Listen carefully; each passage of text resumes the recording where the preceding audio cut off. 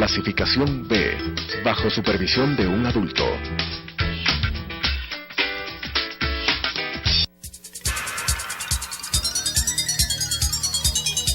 Las opiniones vertidas en este espacio por la producción y dirección del programa son de exclusiva responsabilidad de sus autores y de quienes intervienen en ellos.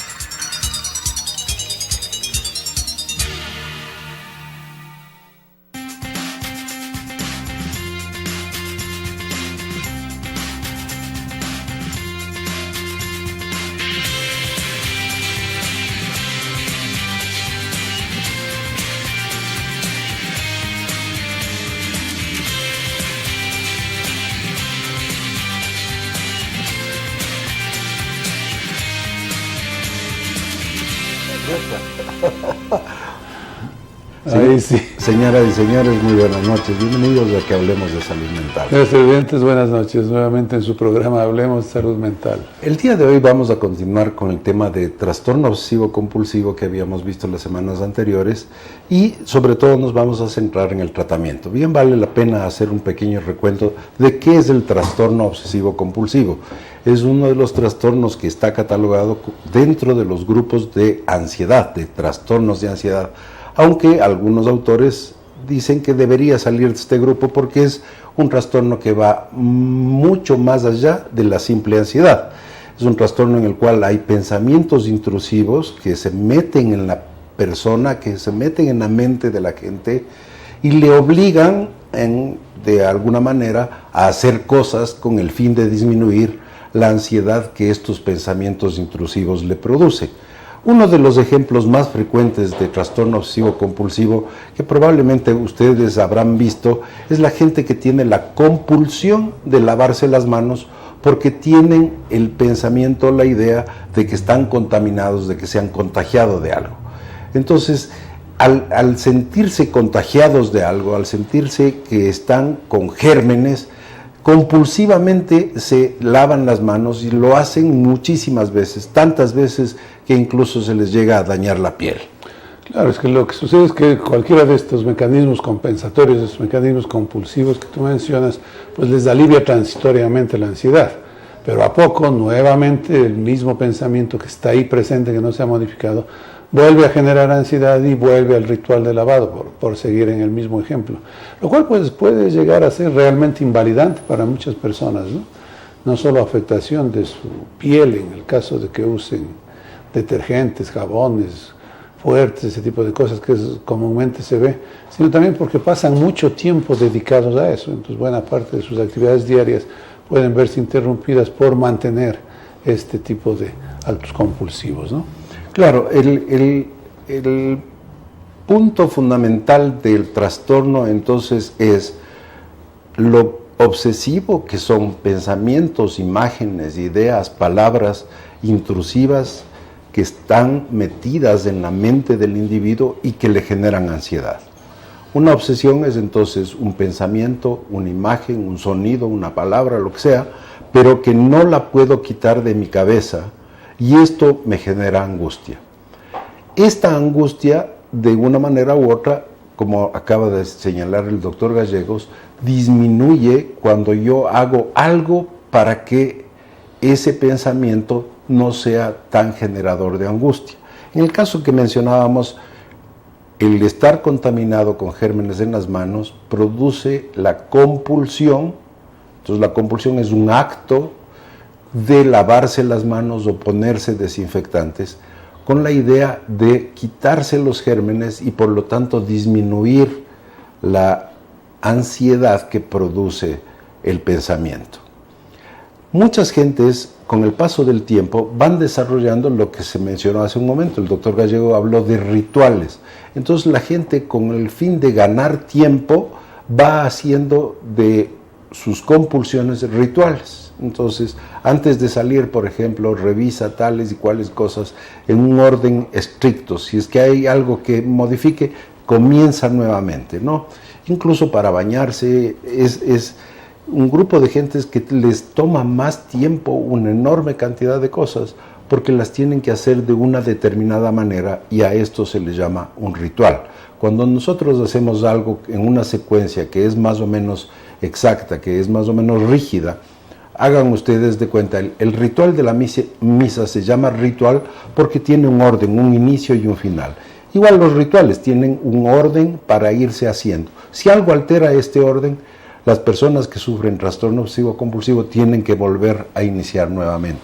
Sí, y en esto les toma muchísimo tiempo. Claro, hay gente que empieza desde por qué lado de la cama se levanta en la mañana. Entonces tengo que levantarme por el lado izquierdo, tengo que pisar de determinada forma, tengo que hacer tal o cual cosa primero, y si no, pues como tú dices, tienen que volver a hacer todo eso. Sí, es increíble. En el baño, por ejemplo, determinadas zonas del cuerpo, por dónde empezar, por dónde terminar, es otro de los rituales. El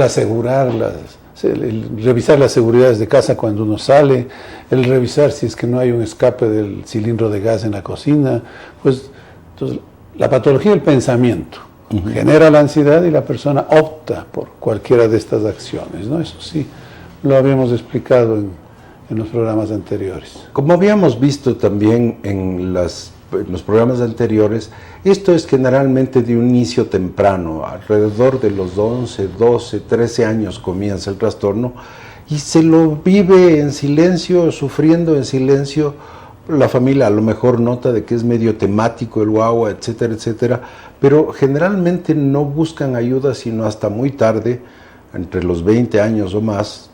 Dicen que de promedio hay alrededor de 12 a 19 años de tiempo que uno ha padecido el trastorno antes de que sea diagnosticado o que busque ayuda, y muchas veces se lo hace porque se han deprimido, entonces realmente vienen por una depresión.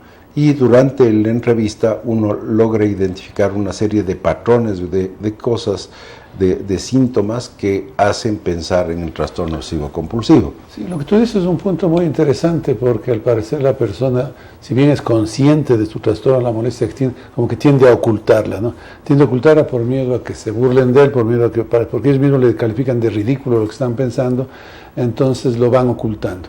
Pero no sé si tú coincides conmigo, no sé, en la práctica diaria, como que ha ido disminuyendo un poco el tiempo de latencia de la primera vez que se consulta por esto. Pues no es difícil, ahora no es raro ver adolescentes, por ejemplo, que ya tienen claras manifestaciones de trastorno obsesivo, y sí, empiezan 10, 12 años, pero 16, 18 ya hay gente que consulta. Ahora, cierto, también los promedios que tú mencionabas son un poco alarmantes, ¿no? Por consultar a los 30 años por primera vez de algo que tenía desde los 12, pues uno ya puede imaginarse la serie de dificultades en que se enfrenta cualquier tipo de tratamiento, ¿no? Por todo el tiempo largo que ha evolucionado el cuadro. Bien, entonces, frente a este cuadro, ¿qué se hace? Lo primero es tener un claro diagnóstico, porque hay algunos de estos elementos que podrían ser de personalidad, estas personalidades que son bastante rígidas, de cierta manera, bastante puntuales, bastante prolijas, gente que es en cierto grado perfeccionista, que son rasgos de una personalidad obsesiva, pero no llega a ser un trastorno obsesivo compulsivo. Entonces, la primera cosa es hacer un diagnóstico que sea claro, definitivo, muy seguro de que ese es el trastorno. La segunda, evaluar el estado anímico de la persona, porque muchos, como señalaba hace un momento, muchos de estas personas llegan más bien porque están deprimidos. Entonces, la evaluación del estado afectivo y ver el grado de incapacidad que este trastorno ha generado. Entonces, frente a este cuadro, nosotros utilizamos medicamentos que tienen por objeto disminuir la importancia que se le da a los pensamientos obsesivos, la fuerza que estos tienen, disminuyen a través de medicamentos que aumentan una sustancia en regiones frontales del cerebro, y esa sustancia es la serotonina. Los medicamentos que son promotores de la disponibilidad de serotonina en regiones frontales son los mejores para el tratamiento de esto.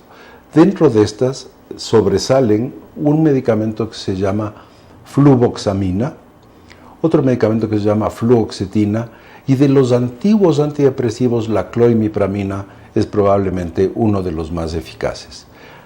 ¿Hasta ahí llega nuestra participación? No es suficiente con la parte de medicación. Se tiene que complementar con psicoterapia. Sí, yo creo que antes de seguir adelante con el resto de tratamientos, es importante recalcar en el hecho de que estos medicamentos incrementan la cantidad de serotonina disponible en ciertas áreas cerebrales. Porque muchas veces el paciente, ahora que todo se ve en internet, uno hace una prescripción, el paciente viene y dice, me ha dado un antidepresivo, es que yo no estoy deprimido, porque puede darse el caso de que no haya claras manifestaciones depresivas. Entonces a veces como que se pone en una confrontación ahí y eso puede llevar a la no aceptación de este tipo de tratamientos. Entonces, para aumentar la disponibilidad de serotonina, que por diferentes métodos experimentales y estudios de imagen se ha visto que hay una deficiencia en eso, pues este tipo de medicamentos son los que mejor contribuyen a eso.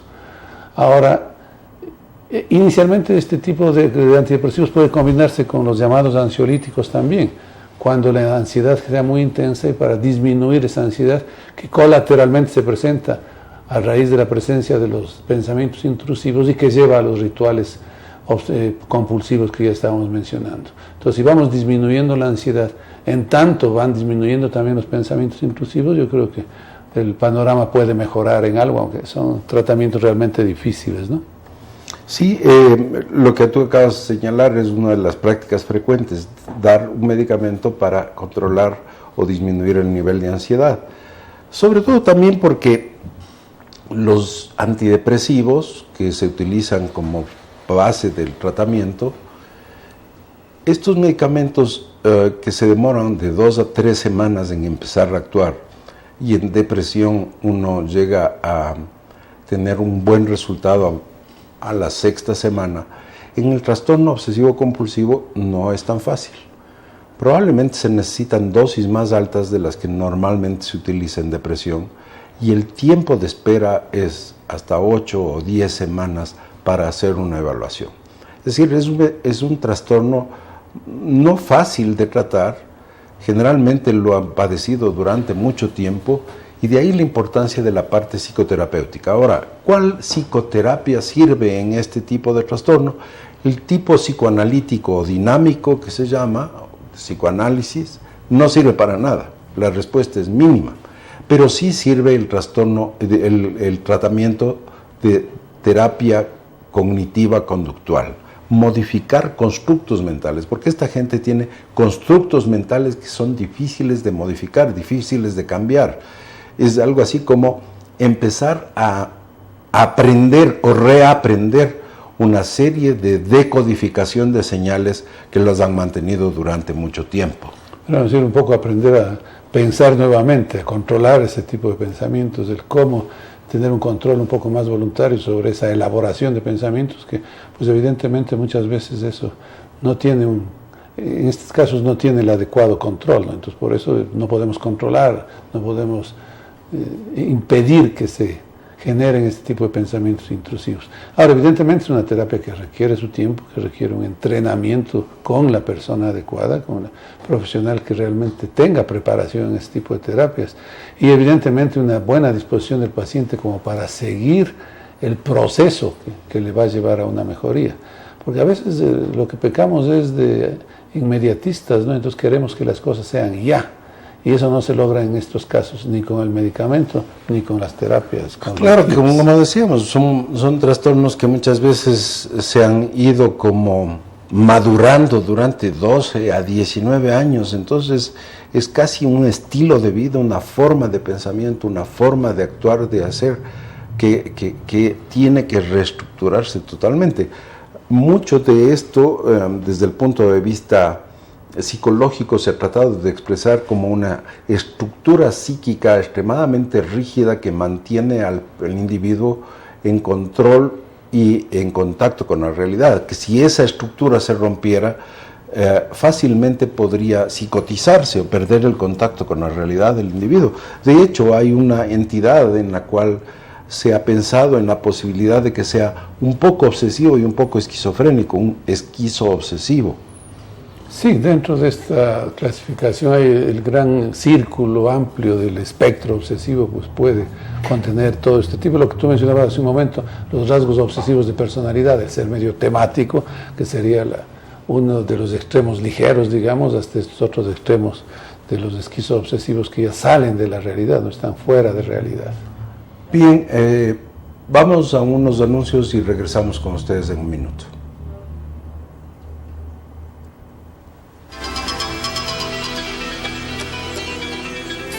Decían que el ácido me ayudaría a olvidar mis problemas. Hay un universo aparte dentro de nosotros. Mátalo. Yo no lo mato. La realidad es la prisión de la mente. Y al morir, agujeros negros de nuestra mente se abren. Y tenemos que salir de la locura infinita. Decían que el LSD me ayudaría a olvidar mis problemas. Mentían. Descubre la verdad del LSD. Vidasindrogas.org.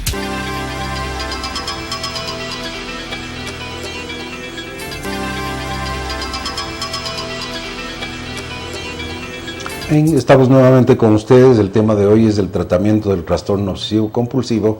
Y antes de irnos a los anuncios, el doctor Gallegos habló de lo que se llama espectro del trastorno obsesivo compulsivo. Y dentro de este espectro hay una serie de formas de presentación de lo obsesivo y lo compulsivo que son muy interesantes. Incluso, fíjense, en algunos de los canales pasan un programa que se llaman recolectores o hoarders o personas que tienen la tendencia a acumular o acumuladores.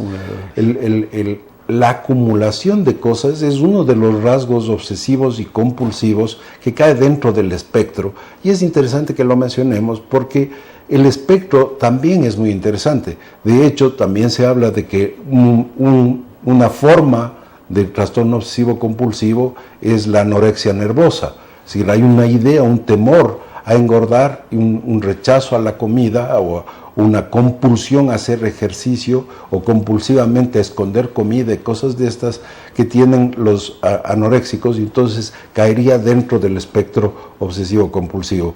¿Por qué no nos hablas un poco de los acumuladores, ya que lo mencionaste hace un rato? Sí, me estaba recordando que en realidad en uno de los canales de televisión se pasan este tipo de programas, y si uno pone a pensarlo son realmente escalofriantes, no pavorosos. Recuerdo alguno haber visto alguien que acumulaba los periódicos en sí, pero ya no tenía, inclusive había ido desplazando los muebles de su casa, ya no tenía sitio ni dónde permanecer ni cómo moverse, y cosas inservibles, generalmente son basuras, son cosas desechables. Y luego cuando empiezan la familia, los presionan para que hagan un tratamiento, pues simplemente cogen de un sitio y ponen en otro, es decir, se resisten a dejar esa acumulación de cosas, ¿no? Con el pensamiento que quizás esto sí me puede servir para algo.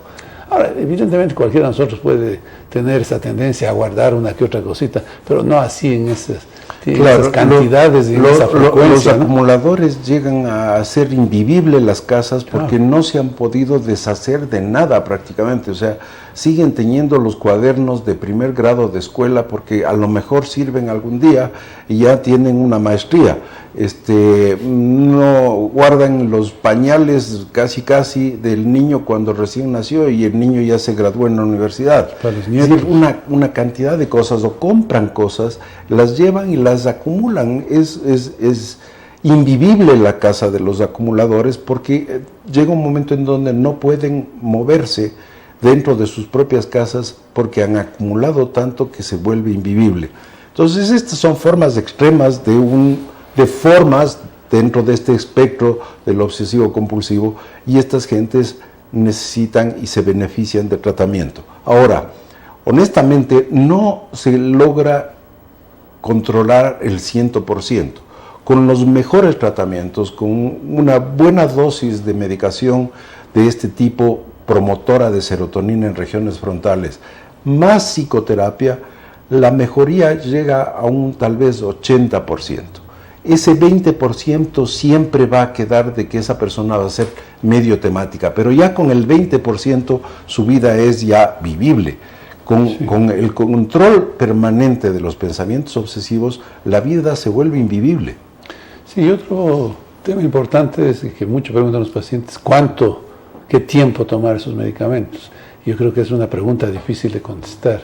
Igualmente iría desde un extremo de indefinidamente, que a veces eso puede ser cuestionable y no aceptado por los pacientes, pero no se puede establecer un tiempo fijo, no es que en 6 meses suspendemos de un año. Ahora, la verdad eso se hace difícil, esto está cada vez más evidenciado de que tienen rasgos de carácter genético, es decir, los obsesivos vienen de padres obsesivos.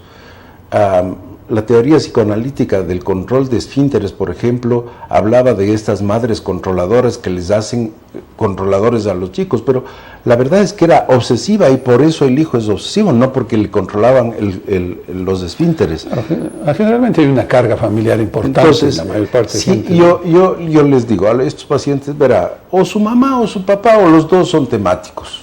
¿No? Y nunca falla, es decir, sí existe, no hay culpables, ¿no? Está en los genes, claro. Y lo que está en los genes no se va a poder cambiar simplemente con la medicación. Se cambia la expresión del gen, pero no se cambia el gen. Podemos controlar las manifestaciones de ese gen, pero no le podemos cambiar, es decir, por más que me tome pastillas azules, por montones no se me van a hacer azules los ojos nunca. Entonces, hay lo mismo, hay enfermedades en las cuales nosotros podemos tratar, pero no podemos curar. Hay enfermedades como la diabetes, en donde uno puede controlar el nivel de glucosa, pero no le puede a uno curar de una diabetes definitivamente. Es una cosa que implica tomar medicación por un periodo larguísimo de tiempo. Sí, eso está muy claro en muchísimos cuadros, no solo en problemas de salud mental, evidentemente. Entonces, he dado un ejemplo muy práctico en lo que a salud física se refiere. Pero evidentemente la evolución de estos trastornos obsesivos también es impredecible. Muchas veces hay una buena mejoría, los pacientes medio como que ese 80% que tú dices, el paciente se confía, lo deja, tiene una recaída. Ahí yo creo que sí vale la pena que ponga una señal, porque lastimosamente hay una gran cantidad de gente medio ignorante y medio conocedora que habla una cantidad de estupideces impresionante, como decir, la gente está adicta y por eso no puede dejar el antidepresivo. Si deja el antidepresivo, esa persona va a volver a recaer en su enfermedad. Es decir, como decir, el señor con hipertensión está adicto al antihipertensivo. Lo que pasa es que el antihipertensivo está controlando los síntomas de hipertensión, pero no la está curando. Igual en el trastorno obsesivo compulsivo, no es que esté adicto, tiene que tomar, y si deja de tomar la medicación, un momento va a recaer. Claro que es un trastorno que fluctúa, hay veces que es más síntomas y hay veces que menos síntomas, pero siempre va a estar ahí. Sí, este es uno de los problemas que enfrentamos en el día a día en los tratamientos, siempre esa constante pugilato con los pacientes de que y las opiniones de los sabios es lo que es. Y siempre te pagan que la comadre me dijo esto, que un vecino me ha dicho esto otro, que un médico amigo, o el doctor Google, porque el doctor Google resuelve todo. Los doctores de la radio también son una maravilla y dicen una cantidad de cosas que son realmente asombrosas, porque son gente que está teniendo un impacto sobre la gente y les está haciendo sentir muy mal a gente que está tomando medicamentos. Y esos medicamentos les ha cambiado la vida y les ha permitido vivir vidas decentes, vidas como el resto de la gente. Sí, por eso nuestro programa evidentemente tiende a ser educativo y a poner estas cosas en claro. No es propaganda de ningún medicamento, ni estamos abogando por ningún tipo de tratamiento, ponemos las cosas sobre la mesa tal como son, ¿no? Hay que tomar tanto tiempo, los tratamientos pueden ser largos, pueden ser indefinidos en muchos casos, los antidepresivos no son adictivos, y una serie de temas que hemos ido mencionando a lo largo de estos años que felizmente hemos mantenido este programa. Bien, señoras y señores, les esperamos la próxima semana para que sigamos hablando de salud mental. Hasta la próxima semana, buenas noches.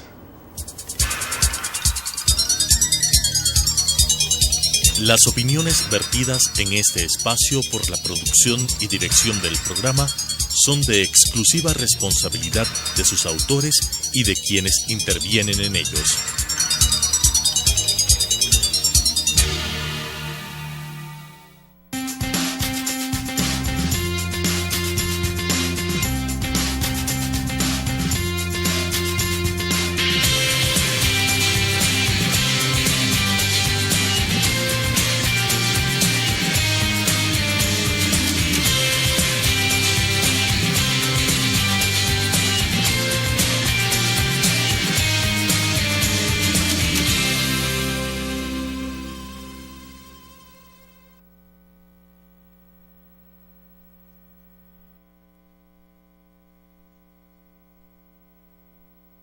En estos momentos pasamos a formar parte de una